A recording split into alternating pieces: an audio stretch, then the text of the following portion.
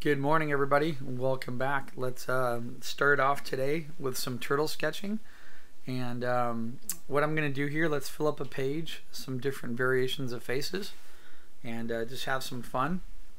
So I'm primarily doing this for the character design class that I teach, just to go over some basics about different types of shape and figuring out how things are working or not working. Okay. So for me, I like to do this quite a bit. It's fun, it's engaging just to sit down with and just sketch out a couple just variations of faces, and just gives me different ideas to follow through on. I did speed this up just a little bit. I recorded myself doing it, and I had to speed it up by about 50%. So it's just a little bit more of a jump in there. It's not too fast, but a little bit over. So the video length is about 28 minutes when it was about 40 minutes. So that's not bad. It's just a little bit of an increase. Anyway, sitting here, fresh cup of coffee, and I thought about putting this in with the getting up at 4 a.m. and drawing, because it is about that time. But what I'm going to do is I'm going to lump this video into my character design class and then give it to them now that it'll be done. And what happens lately is when I'm at home, when I'm at school, and sometimes when I'm drawing, there's a lot of noise in the background in the classroom and stuff. So I just have to turn the mic off, and then I have to do the recording. I just record myself sketching and sitting and having fun, and that's where these came from.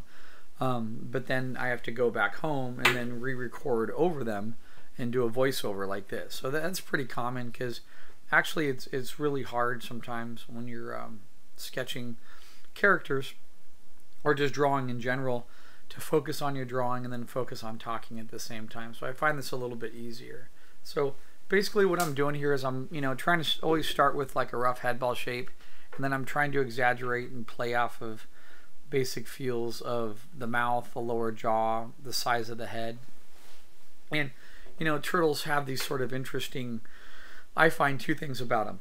One is their eyeballs can be small or large. Number two, they have these sort of pointy noses that like lead into the mouth area that are very fun. And the other thing is that they have a really gestural neck.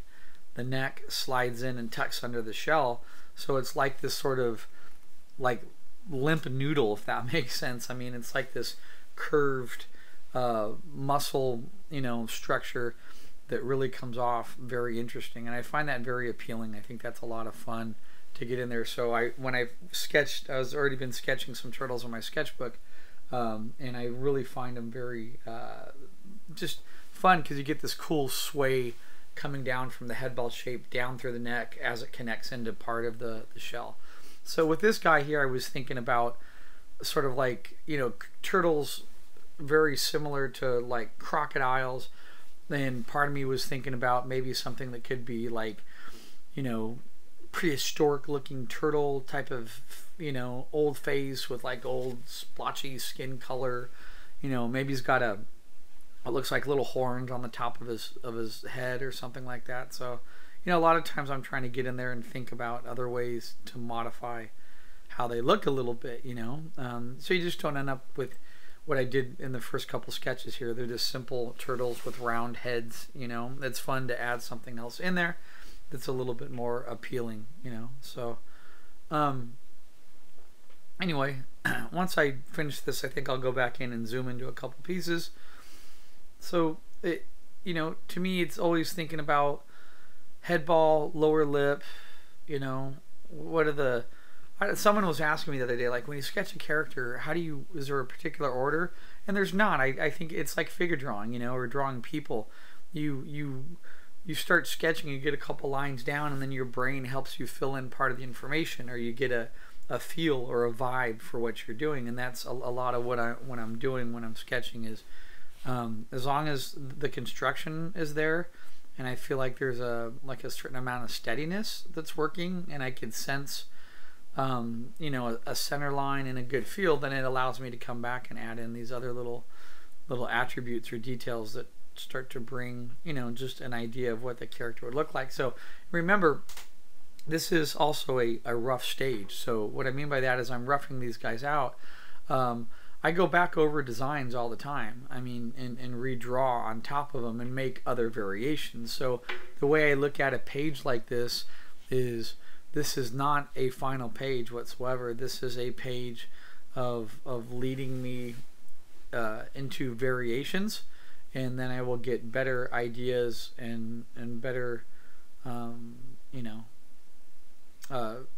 better visualizations coming out of this in the long run. You know, I need to sketch, I need a starting point, I need something to jump off of, and that's always, to me, you know, the biggest goal to complete, you know.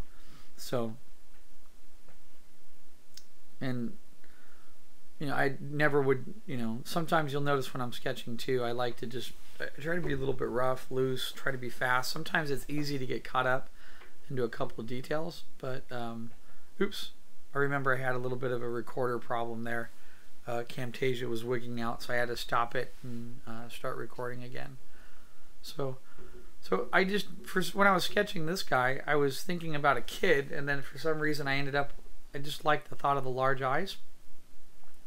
And I ended up with this turtle that maybe looks a little bit mid-aged, where his, you know, he's got a little bit of an underbite that hangs off, and then he's got like this really thin neck that ties up with these large eyes. So that's sort of cool. It's just, you know, put me into a different direction. And for some reason I do like, there's two things I was doing, if you didn't notice. I was doing this thing where I was like splitting the eyebrows, adding eyebrows to turtles. Now I know turtles don't have eyebrows. I'm waiting for someone to make that comment on YouTube. Excuse me, but turtles do not have eyebrows. Yeah, I know that, but sometimes you add on these little elements that help add in a way to describe the character's emotion or feel. So that's just the way it is. And one of the things I like to do sometimes is messing with those eyebrows, splitting them, or also coming in and putting maybe hair or on the back of the character's head, because it's just a silhouette thing where it punches up a little bit more the visualization of what you're looking at. So, you know, why not, right? I mean, it's part of drawing and sketching like this, you know what, there's a little goatee. Maybe this guy's been like living under a rock in part of the Amazon, and he's got leaves to his face, you know, and maybe something growing that's stuck onto him. Why not? That's a possibility. Nothing is better than a fresh cup of Starbucks. So luckily I can go down to the local Costco and buy a whole giant bag of Starbucks coffee, and then just I have this little super duper awesome coffee maker, and it blends it for you, which is cool, and then pours it. It's an Italian company called Milletta, and Milletta makes some really awesome little coffee machines. It's pretty cool. Anyway, I'm gonna get carried away. So I like this guy. I like his, like, he's grumpy, he's angry, he's living under a rock, he doesn't have a lot of friends, you know, and look at what develops, you know. And I like the guy on the left too, sort of younger, naive. So this, you know, this is a lot of the fun of getting in there.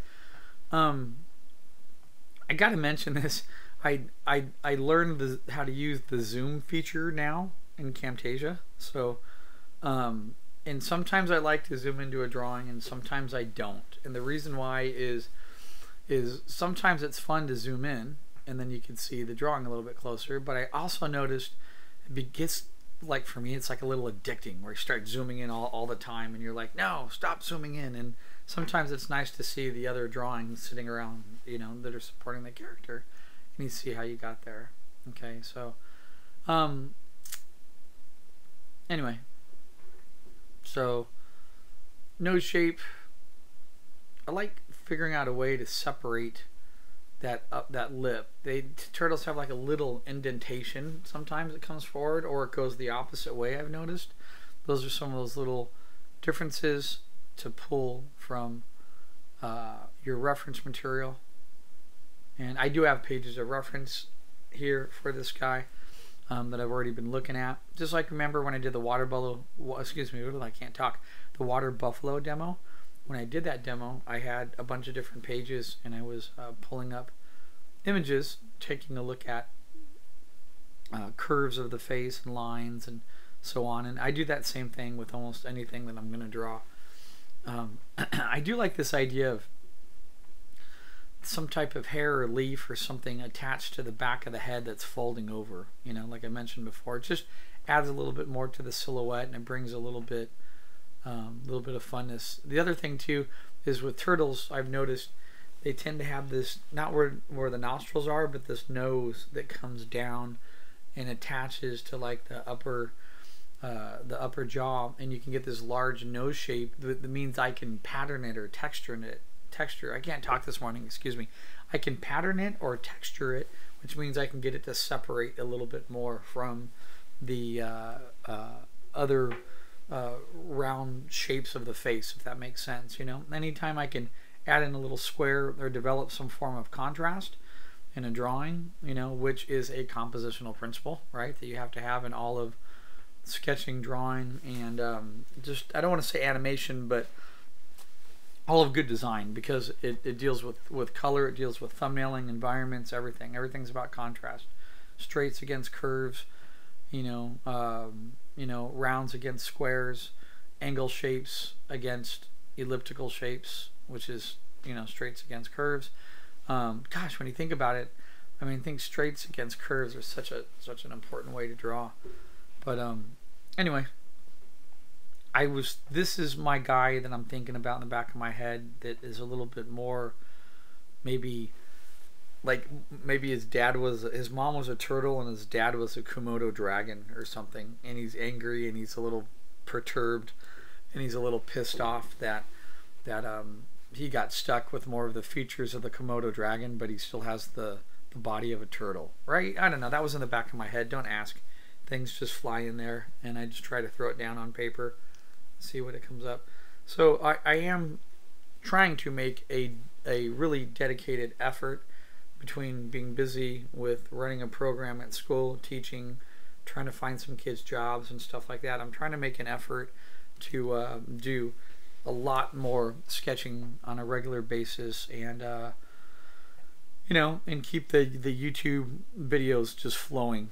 And you know, especially as I get better or more adapted into other things, it gives me a chance to keep developing. And then with that, I'm going to start putting up more things on Instagram, and you know, I'm actually have about, I think about 5 or 6 sketches now I haven't even put up on Instagram yet, and I just it's been sort of busy and needed to sit there and be like, okay, I'm going to put them up on Instagram, get them done, right?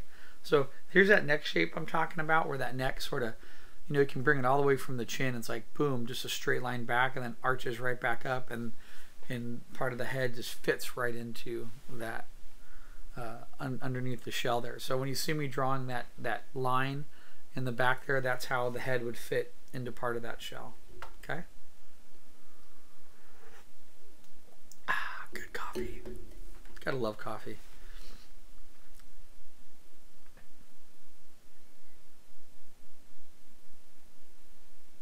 All right, and some of these guys, you know, I do come back into a little bit, draw on top of. The one thing I do like about trying to fit them into a piece of paper is sometimes I get a limited amount of space like this, and it makes me have to think about how am I going to get them in there, you know what I mean? So that's a good thing to me. How it forces me to work on a shape study rather than having a free open space. So it is something nice about drawing on one sheet of paper sometimes, you know, seeing what you come up with. So I like this guy. This guy's maybe he's like old turtle, but he's got this long jaw, and maybe his long jaw, maybe he's part like his, you know, his dad is part crocodile, and it came into with him. I don't know. Just something to throw out there, thinking about, you know, or he's maybe some type of like Hawaiian snapping turtle, right? Could be that too. Why not? Something a little bit different. Got to have these little round shapes on the skin there. Turtles do have this like adjusting scale feature to part of them, you know. All right. Okay. Oh, sorry, there cut out. My screen cut out for a minute. I don't know if you saw that. My computer went to sleep while I'm sitting here recording. So, like that guy, I think he's fun. There's some, can definitely get some variants off of him. Now, I was thinking, what's just like a base turtle, simple eye, short nose, squatty.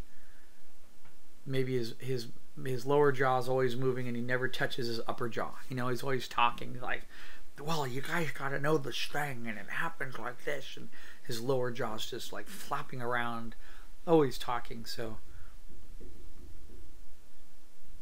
which is, I had a student who was asking me, like, there's a lot of common poses in like animation and expression and character sketching. I said, yeah, there are, you know, and you know, once you open up a jaw and you have the lower jaw moving from the part of the upper jaw and the mouth being exposed, you're going to see like teeth or the tongue. I mean, that's a common thing. So you have to sketch that into part of your sketch, you know, appropriately and get it to make sense, you know. And it is really easy. I was talking to a friend of mine who does character stuff too, and it's like, man, it's so easy to get caught in this realm where like you make all your characters grumpy, angry, or sad because grumpy, angry, and sad, they're just like sort of easy expressions to draw. And so sometimes trying to get like a good concerned or an excited pose, or you know, bewildered, you know, or some of these other character expressions coming out of your character can be a little bit difficult. But you know, you do your best to get in there and get it to come out. But no, it's funny because I was talking to you know, the student. I was like, you know, if I had my way, sometimes I think I would just draw like grumpy, angry, overweight, sloshy looking people all the time, because those people are fun to draw. They're just like, I mean, come on, go to peopleofwalmart.com and look at the photos up there, and tell me that doesn't want to make you draw when you see, you know, some guy walking in, you know, who's extremely overweight and he's wearing like tight dolphin shorts, and you know, he's got a super tight t-shirt and his pants are like angled up so high, you know, and they're like these short little pants and they're so tight, and like his butt sticks out like a shelf, you know, and his legs look like two little parts of a tree stump. I mean, you see that and you want to sketch that, you want to draw it, because you're seeing how somebody really is, you know. And you know, I was telling one of my students, that's the benefit of why you need to go out with your sketchbook all the time and be sketching and drawing, is that you look for these little attributes in people. And not just, I don't want anyone to be like, oh, Phil's picking on obese people. I'm not. It's the same thing with, the other day I was hanging out at a little coffee shop, and this lady came in that was like super thin. So imagine this lady standing, and she's got this big poof of blonde hair. She's super thin, like real thin, skinny, and she's got this bag. It's like a designer bag, like a Michael Kors, you know, large bag. And I swear, the bag was so big, you could have put her inside it and mailed her to China. I mean, that's just how big the freaking bag was, you know. And it looked funny seeing somebody so skinny with such a large bag. I'm like, what the heck does she have in her bag right now that's so important? You know, it was like that step between a large bag and a purse type of thing, you know. Anyway, I digress, and don't mean to. But just talking about characters and fun things you get. Here I was trying to get like a, I don't know, a young dude, young little guy, but large eyes. Didn't really quite come out the way I wanted to, but that's okay. You know, like I said, this is my start page. This is, I want to have a bad drawing or two in here. I want to be frustrated a little bit, because then when I go to the next page, I'm going to have a better drawing. That's just the simple way it works, you know. And part of this led me to then this idea, which is tight head ball shape, tight mouth, tight nose. And now I'm already liking this drawing a lot more, and I'm loving the evolution of this character. And part of the drawing that I just did before here brought me to this, because I didn't put much of a turtle-based mouth on the other sketch, and now I'm starting to do that. And since I'm starting to do that, it's going to give me another direction to go into, you know. God, I love just having that little pinch. Like, see that little pinch right there down at the upper lip? That's like total turtley how it comes down, and then maybe I could see the jaw, a little bit of some type of like a tongue in there, and just, you know, maybe I should curve it a little bit more like that. Anyway, fun, so much fun.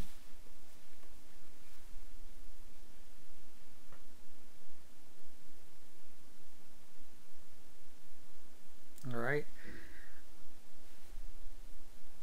So head ball shape, long. So what I do sometimes, I just sketch like this. I do this. I have another demo that I was going to put up on Mice, but I accidentally erased part of the recording. So I need to go back and just do a couple more drawings. But you see this, I started with a base head ball shape and I just put in a shape. This is important for me, is starting with one overall squashy shape sometimes. But sometimes you know, after you've done it so many times, you feel it and you don't need to always sketch it on paper. But I do these little shape studies where they're just big, just a whole page of shapes first with no detail in them. I find that extremely supportive and a good pathway to move forward into a sketch. And I had this discussion, you know, talking sometimes with students where they're like, I get stuck, I don't know what to do. I'm like, well, you're getting stuck because you're not sketching part of the large basic shapes, and that is really imperative in part of your drawing and everything that you do, that you get those really large shapes in there, because the detail is held within part of those shapes. You know, it's like I've talked before about baking a cake. So I really like this guy right now. I'm having fun with him, and I'm thinking this guy like goes around, he's like living in some part of like the Amazon or some type of a rainforest, and like he's got vines wrapped around his neck. He's got like some type of plant growth that grows on top of him, and that's something else I noticed on turtle. Actually, a lot of things can grow on their shells, but we'll get to that a little bit later. So I really like this guy. Like he's got his head in the bushes. He sleeps in like a green environment, and he just gets all wrapped up, and he just pops his head up, and he's very eager. He's young, and he's just, you know, he's always chewing on leaves, and he sleeps in leaves, and, you know, just he's got vines around his neck and all kinds of stuff like that. So why not? And what that's really doing, guys, is it's really adding a lot to the exterior silhouette shape of the character, which makes him a lot more appealing to the viewer. You know, anytime we enhance that silhouette, you're going to have a better shape design. It's that simple. Never changes. Okay.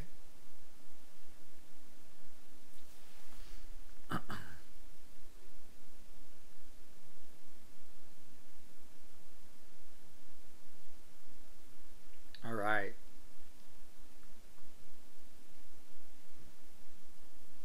See, there's a quick head ball and there's the shape. The character's got to fit in there now, right? So I got it all in there. See, now it's just carving into part of that and pulling out other little details. I got to admit, working in Maya taught me a lot about thinking about items in terms of shape, because it got me to think about the terms I use in Maya, like extruding, lofting, you know, pulling shapes out, pushing shapes inside themselves, you know. So I gotta admit, as I'm sketching this, little bit of influence and sketching here from looking at designs from Milt Kahl from Jungle Book. So Milt Kahl is one of those artists I always really admired, and I like the way he designed and the way he squashed and stretched shapes. He's really a part of Disney that I feel is just gone and lost now. Like, Disney doesn't have characters that really feel like fit into that genre anymore. Anyway, so, you know, got to give credit where it's due, right? Milt Kahl is super awesome. You know, there's so much to learn from him. Just go pull up all his stuff for free on Google and go draw it, you know? Why not? So, all right. Let's see what we got here. I'm not really happy with that nose shape right there right now. So, I might adjust that. Do like the eyes. Unless he's angry or he's snooty. That's not as bad now. with that lower lip coming out like that. I think that adds a little bit more to part of the character. You know, why not? Yeah, I'm a little iffy on that nose shape. Part of me wants to tilt that knot. Yeah, tilt it. Tilt it. It was crooked.